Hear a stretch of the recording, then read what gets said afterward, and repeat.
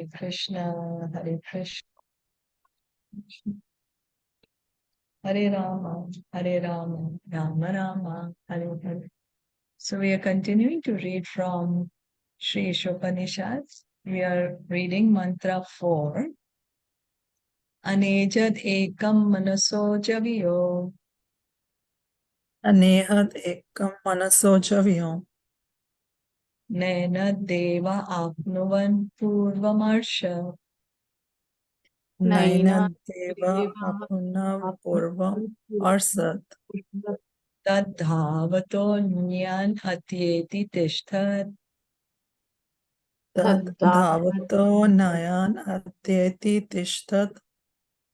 Tasmin apo matarishva dadati. Tasmin apo matrisva dadati.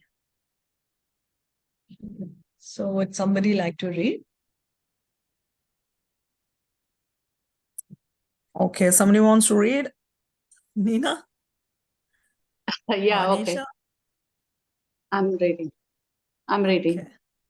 Although fixed in his abode, the personality of Godhead is swifter than the mind and can overcome all others running. The powerful demigods cannot approach him. Although in one place he controls those who supply the air and rain, he surpasses all in excellence. Purport. Through mental speculation, even the greatest philosopher cannot know the Supreme Lord, who is the absolute personality of Godhead. He can be known only by his devotees through his mercy. In the Brahma Samhita, it is stated that even if a non-devotee philosopher travels through space at the speed of the wind or the mind for hundreds of millions of years, he will still find that the absolute truth is far, far away from him. The Brahma Samhita further describes that the absolute personality of Godhead has his transcendental abode known as Goloka, where he remains and engages in his pastimes, yet by his inconceivable potencies. He can simultaneously reach every part of his creative energy. In the Vishnu Purana, his potencies are compared to the heat and light that emanates from a fire. Although situated in one place, a fire can distribute its light and heat for some distance. Similarly, the absolute personality of Godhead, although fixed in his transcendental abode, can diffuse his different energies everywhere. So we'll speak a bit about this. Sure. Krishna says in Bhagavad Gita, Bhaktyamam Abhijana, that I can be known only by devotion. So only the devotee can know him. Like Krishna is also telling Arjuna, I'm telling you this knowledge of the Bhagavad Gita because you are my devotee. So you will be able to understand. What happens is because the devotee loves Krishna. So he's eager to know more and more about Krishna, the truth about Krishna. You know, when we don't like someone, when we are envious of someone, we don't want to know them. We can't know them. But when we love someone, then we really, really are interested to know them. So the devotee loves Krishna, so he knows Krishna. Brahma Samhita, Lord Brahmaji is saying that if we try to understand God by just using our own imagination, then even though we can imagine for millions and hundreds and millions of years, we will not be able to understand God because our mind is material. So how can we approach the spiritual with our material mind? God is spiritual. You know, we need to hear about God from the devotees to be able to understand him. We need to chant Hare Krishna, Krishna Krishna, Hare Hare, Hare Ram, Ram Ram, Hare Hare, to be able to understand him. So Krishna, he has his own planet in the spiritual sky. And that planet is the highest planet in the spiritual sky. And it's called, does anyone know what's it called? Goloka. Yeah, that's right. Thank you. It's called Golok Vrindavan.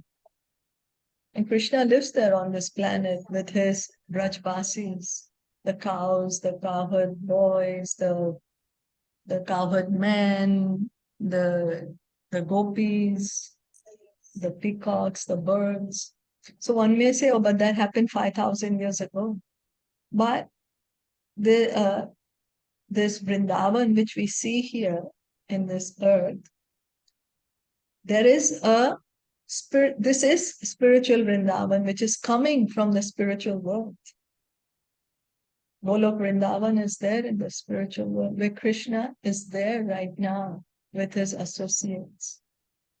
It's not that, oh, Krishna came 5,000 years ago and finished and now he doesn't exist anymore. No, he's there. He's God. God is eternal. And yet, even though he's there in this Golok Vrindavan, which is in the spiritual world, so it's really far away from the material world, he's still pervading the entire material world. We say God is omnipresent, right? So how he is omnipresent is because he has these energies, his material energy, his Tatashta Shakti, the Jiva energy. And we are everywhere. The material elements are everywhere, earth, air, water, fire, in this material world. So we are Krishna's energy, and that's how he's all pervading. Also, he's pervading in his Paramatma feature. He has entered into every atom of the universe. So we say God is omnipresent. This is how.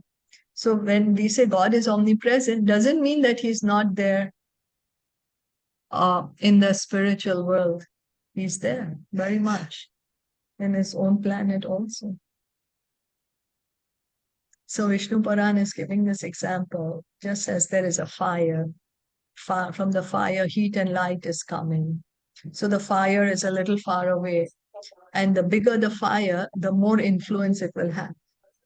The further you go away, yet it will still have an influence. For example, the sun. Sun is huge fire blazing, right? It has heat and light, and even though it's millions of miles away, we still feel so much effect. Yeah, so similarly, Krishna is there in his abode, Golok Vrindavan. Yeah, he's present everywhere by his energies. Is that okay? Yeah. So we can continue.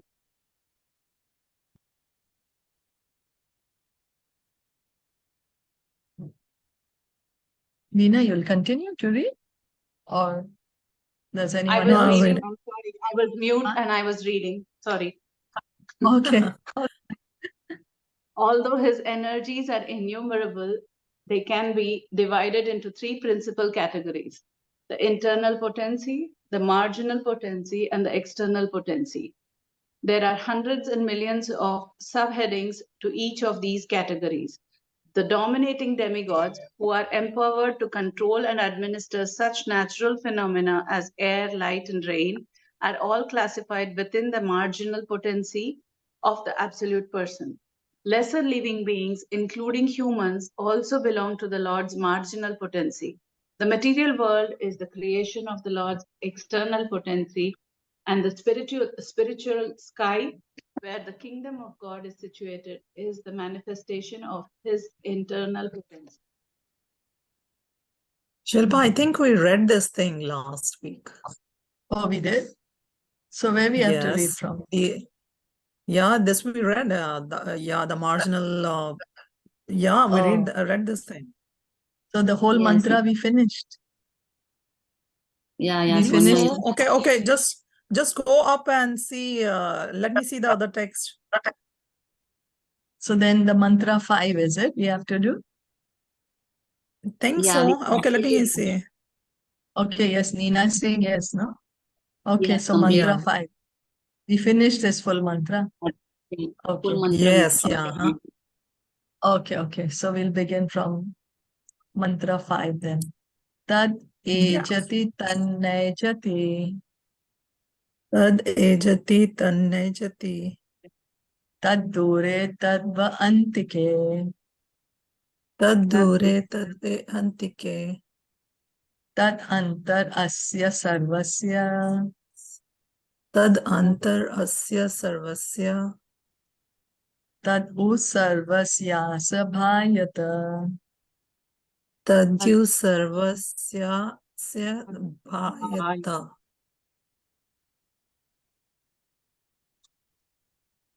The Supreme Lord walks and does not walk. He is far away, but he is very near as well. He is within everything, and yet he is outside of everything. Here is a description of some of the Supreme Lord's transcendental activities, executed by his inconceivable potencies. The contradictions given here prove the inconceivable potencies of the Lord. He walks and he does not walk. Ordinarily, if someone can walk, it is illogical to say he cannot walk. But in reference to God, such a contradiction simply serves to indicate his inconceivable power. With our limited fund of knowledge, we can accommodate such contradictions, and therefore we conceive of the Lord in terms of our limited powers of understanding. For example, the impersonalist philosophers of the Mayavadi school accept only the Lord's impersonal activities and reject his personal feature. But the members of the Bhagavata school, adopting the perfect conception of the Lord, accept his inconceivable potencies and thus understand that he is both personal and impersonal. The Bhagavatas know that without inconceivable potencies, there can be no meaning to the word Supreme Lord. So the inconceivable power of the Lord. He walks and he does not walk. Now we will say, what do you mean? You can either do one thing. Why can you do both the things?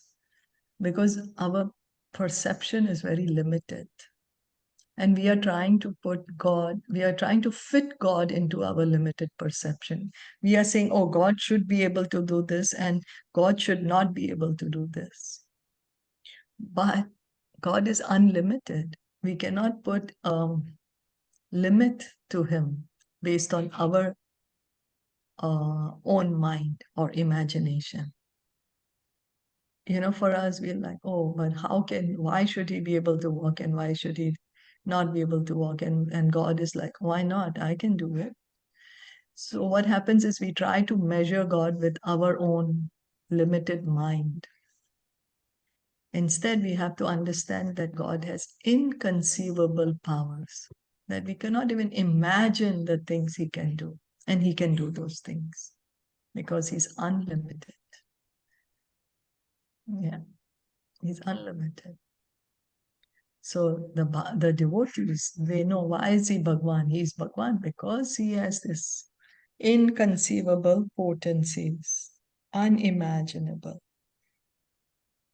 Whereas we are trying to put him in a box that he should be able to do this and he should not be able to do this. You see the difference. We are like, oh, God should not have a form because God is spread everywhere. But then God is like, why? I can have a form and I can be spread everywhere too. Like the sun planet is there and the sunshine is there. So he can do that. Is that okay? Yeah. Okay.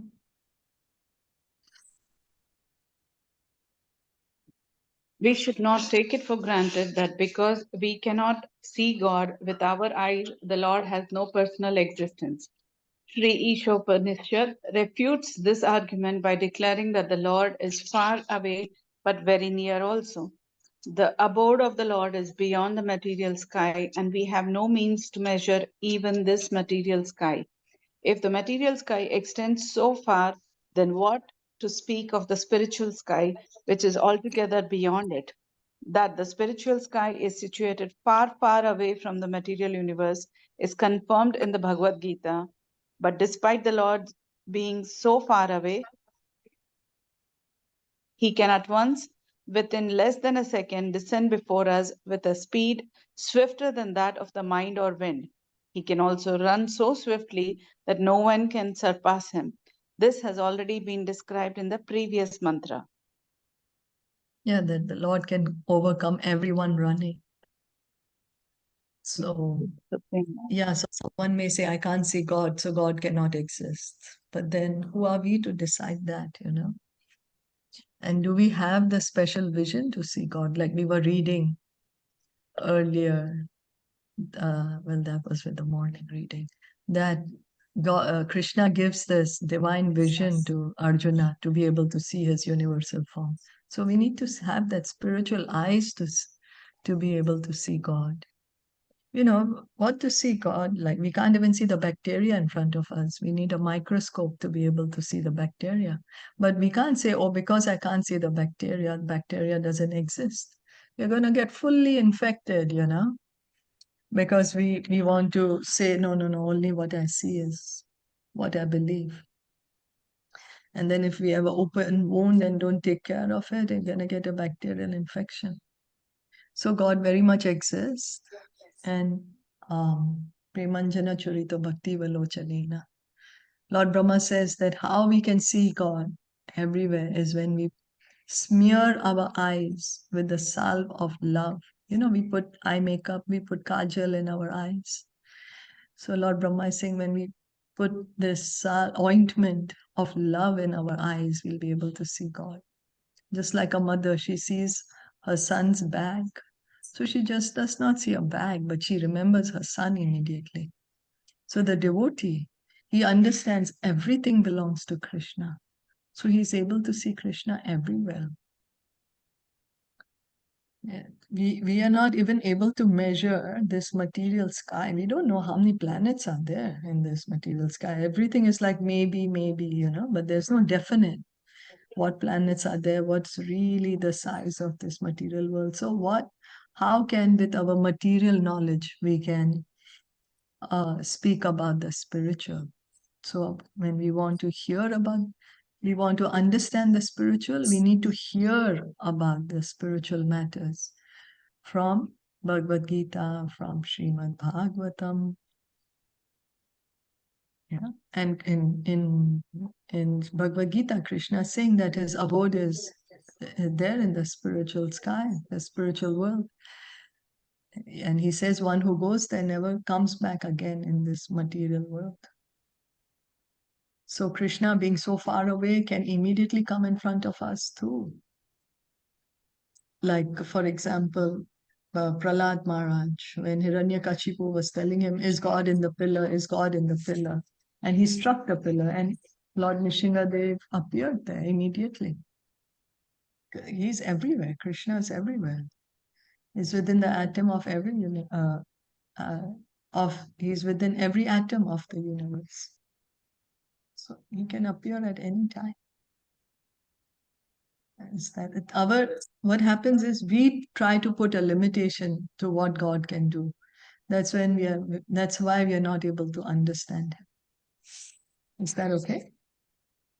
Mhm. Okay.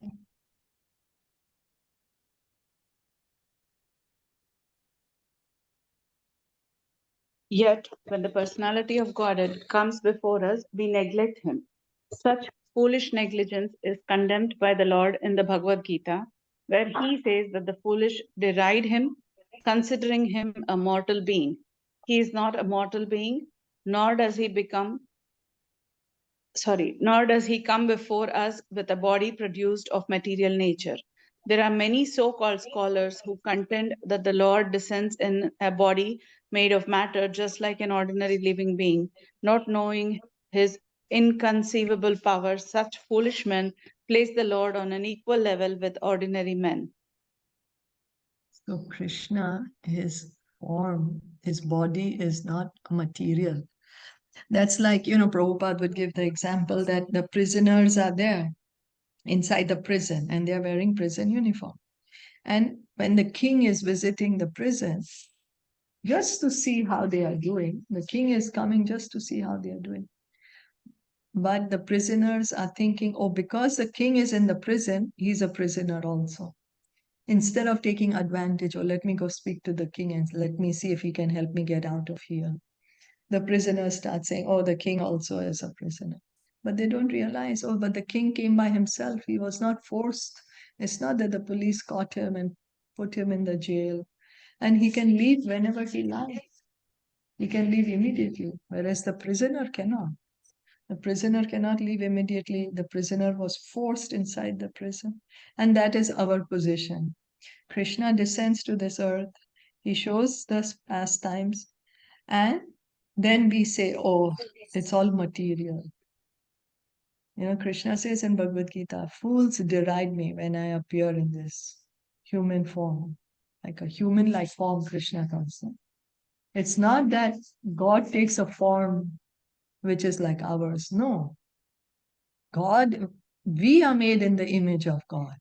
Because Krishna has like this form, that's the reason we have this kind of a form. But Krishna's form is spiritual. He does not have a body which is made of blood and skin and bones. No, his form is spiritual, not material. It's transcendental.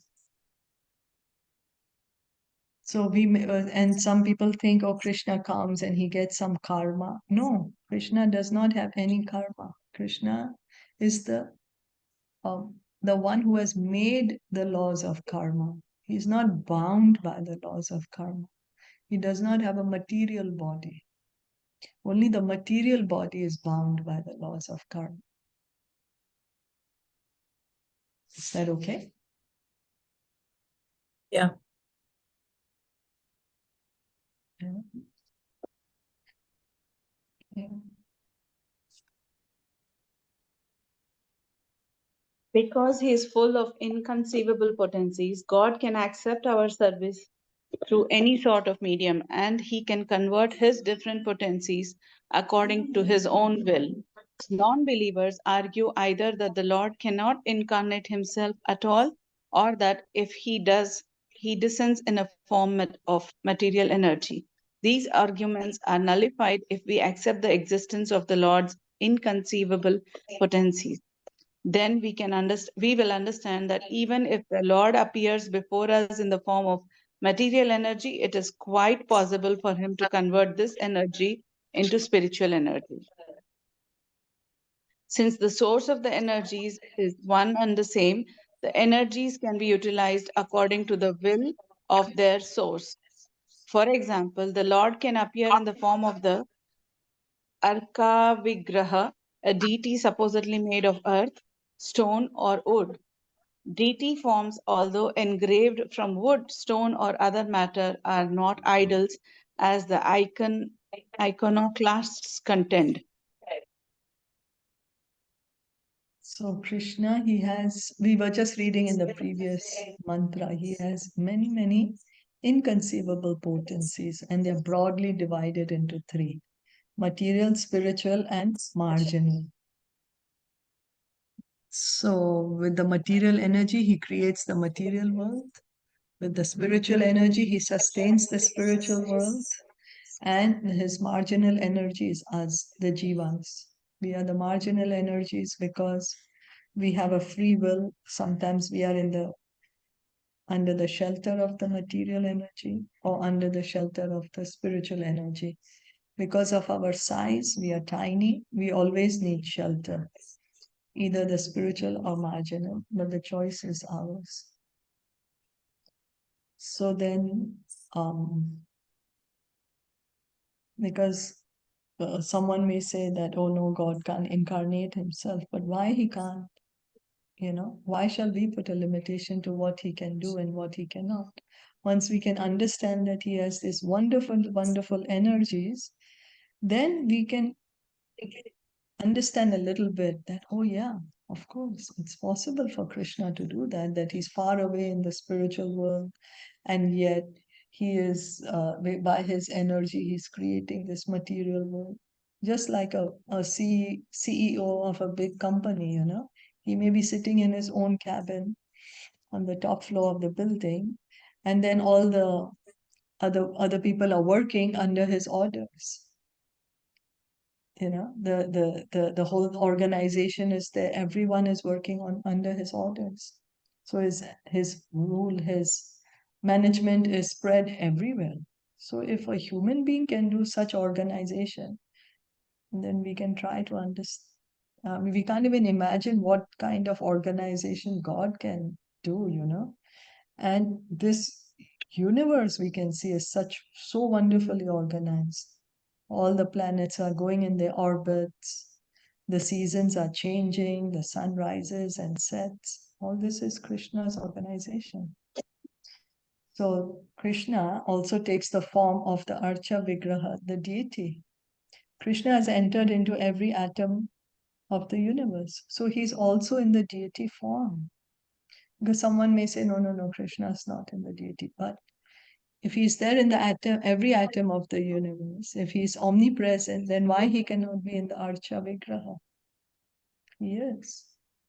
The deity and Krishna are non-different. Yeah.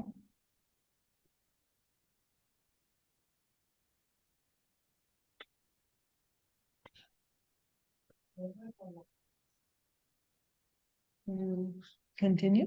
In our present state of imperfect material existence, we cannot see the Supreme Lord due to imperfect vision. Yet those devotees who want to see him by means of material vision are favored by the Lord, who appears in a so-called material form to accept his devotees' service. One should not think that such devotees who are in the lower stage of devotional service are worshipping an idol. They are factually worshipping the Lord who has agreed to appear before them in an approachable way. Nor is the Arka form fashioned according to the whims of the worshipper. This form is eternally existent with all paraphernalia. This can be actually felt by a sincere devotee, but not by an atheist. So the deity of Krishna, the form of Krishna which we see in the temple, it could be made of stone or wood or metal, you know, the different materials. But this is Krishna himself. It's not material. We are seeing them. We are seeing that it's wood or it is a stone, but this is Krishna's form. He's agreeing to appear before us in this form so that we can offer him something. We can offer him some flower, some water, some fruit, you know, for our benefit. He's taking this form of the deity so that the devotee can have this relationship with the deity. So deity worship is not, it's not that the deity is material, that is the Lord himself.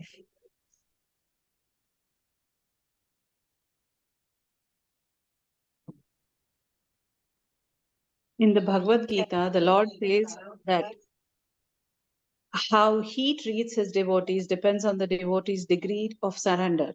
The Lord reserves the right not to reveal himself to anyone and everyone, but to show himself only to those souls who surrender unto him. Thus, for the surrendered soul, there is always within reach. The God is always within reach. Whereas for the unsurrendered soul, he is far, far away and cannot be approached. You know which verse is this in the Sanskrit? 4:11. Yeah. I don't remember, but Hmm? look at we have it in hand now. I'm sorry. Ye yatha mam prapadyante tam tathaiva bhajamyaham. Then as one surrenders to me, I reveal them so. So, you know, just like when we are friendly to someone, we like someone, we are not mean to them, we are not harsh to them, then they'll tell us about them. But if we are mean to someone, they're not going to tell us their secrets or, you know, how they feel. Isn't it? We have that personal experience also. Or we are comfortable with someone, we'll reveal our heart to them. Not very comfortable with someone, then we will maintain some kind of a distance. So the devotee loves Krishna. So Krishna reveals himself to the devotee. And Krishna is a person, God is a person. In this connection, two words the revealed scriptures often apply to the Lord. Saguna with qualities and Nirguna without qualities are very important. The word Saguna does not imply that when the Lord appears with perceivable qualities, he must take on a material form and be subject to the laws of material nature. For him, there is no difference between the material and spiritual energies because he is the source of all energies. As the controller of all energies, he cannot at any time be under their influence as we are. The material energy works according to his direction. Therefore, he can use that energy for his purposes without ever being influenced by any of the qualities of that energy. In this sense, he is nirguna, without qualities. Nor does the Lord become a formless entity at any time, for ultimately, he is the eternal form, the primeval Lord. His impersonal aspect, or Brahma effulgence, is but the glow of his personal rays, just as the sun's rays are the glow of the sun god. So, like how we get the electric power into our house. It's coming from that main electricity, wherever it is. So it comes in our house. Now that same electricity helps us to turn on our ACs, which is cold, and also to heat our water, in the electric geysers, which is hot. So hot and cold. The electricity is the same though. So for Krishna, he can use his energies in whatever way he likes. His spiritual energy is there. Then, when he uses it for the material world, it becomes material. In Krishna's case, there is no difference between his energies. But when we are looking, for us, there is a difference between Krishna's material energy and Krishna's spiritual energy. The material energy, she covers our vision of Krishna, just like the cloud covers our vision of the sun. The cloud can never actually cover the sun, but covers our vision of this. Similarly, the material energy covers our vision of Krishna. But Krishna can use his energy any way he likes. We can use the electricity we want to put in the AC or in the electric gas, whatever we like. There's no difference. So that is what is being said. And Saguna, Nirguna. So one may say, oh, because God is called Nirguna means he has no form. But what it means is that he has no material form. He has no material qualities. They say Nirguna means he has no qualities, but it means he has no material qualities. He has all spiritual qualities. He has a spiritual form. This material world is a reflection of the spiritual world. There is variety in the spiritual world. There is form, there are qualities. That's the reason we can have form and qualities in the material world. Just like we stand in front of the mirror, that's the reason our reflection is shown in the mirror. So because the spiritual world exists and it's full of varieties, we are able to see variety in the material world. So Krishna has a form. It's not that he's going to become formless at any time. No, he has a form. And if one asks, what about the Brahma Jyoti? That is the light which is coming from his body, just as the sunshine is coming from the sun planet. The Brahma Jyoti is the light coming from his body.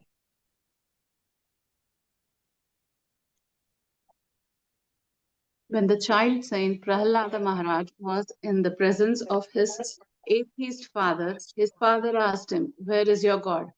When Prahlada replied that God resides everywhere, the father angrily asked whether his God was within one of the pillars of the palace, and the child said yes. At once the atheist king shattered the pillar in front of him to pieces, and the Lord instantly appeared as Narasimha, the half-man, half-lion incarnation, and killed the atheist king. Thus, the Lord is within everything, and he creates everything by his different energies. Through his inconceivable powers, he can appear at any place in order to favor his sincere devotee. Lord Narasimha appeared from within the pillar, not by the order of the atheist king, but by the wish of his devotee Prahlada. An atheist cannot order the Lord to appear, but the Lord will appear anywhere and everywhere to show mercy to his devotee. The Bhagavad Gita 4.8 similarly states that the Lord appears in order to vanquish non-believers and protect believers. Of course, the Lord has sufficient energies and agents who can vanquish atheists, but it pleases him to personally favor a devotee. Therefore, he descends as an incarnation. Actually, he descends only to favor his devotees and not for any other purpose. So Krishna says in Bhagavad Gita, Paritranaya sadhuna vinashaya cha dushkrita, that to annihilate the miscreants and to protect the devotees I come. But actually Krishna does not need to come personally to annihilate the miscreant, Anyway, the demons are going to die at one time. Also, he can make them die immediately. Krishna says, time I am, and I have come to take everyone except you Pandavas. So Krishna is death also. So he doesn't need to come personally to kill the demons. Then why does he come? For his devotees only. Yeah, that's right.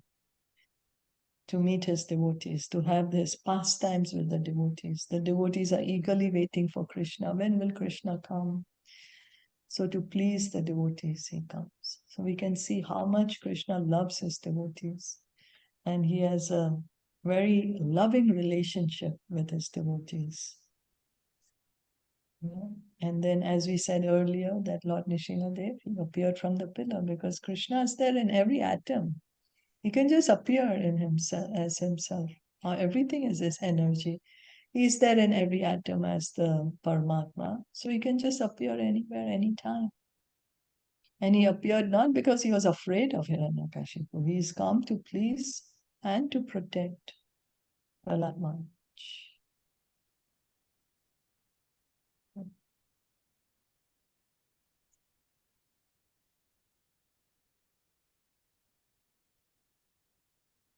In the Brahma Samhita 5.35, it is said that Govinda, primeval Lord, enters everything by his plenary portion. He enters the universe as well as all the atoms of the universe. He is outside in his Virat form and he is within everything as Antaryami. As Antaryami, he witnesses everything that is going on and he awards us the results of our actions as karma phala. We ourselves may forget what we have done in previous lives, but because the Lord witnesses our actions, the results of our actions are always there and we have to undergo the reactions nonetheless. Krishna says in Bhagavad Gita that he is the super soul and that he is seated in everyone's hearts and he's the overseer. He's the witness and the permitter of our activities. So of course he permits the activities, but then we do get a reaction. And we may forget what activity we have done, but the reactions are waiting for us. And that is the law of karma. And even Lord Brahma says that Lord Krishna, he has entered in every atom of the universe as the Paramatma. So Virat form is a universal form, where the entire material manifestation is fitted, as we were saying earlier, that the clouds on his hair, the clouds are the hair on his head, and the hair on his body are the trees and the plants, and the ocean is his abdomen, and then the bones are the hills and the mountains, and how the planetary systems, lower, middle, and upper, they are his feet, and the waist and the head. So everything, that's the universal form. And Antaryami, that's the Paramatma.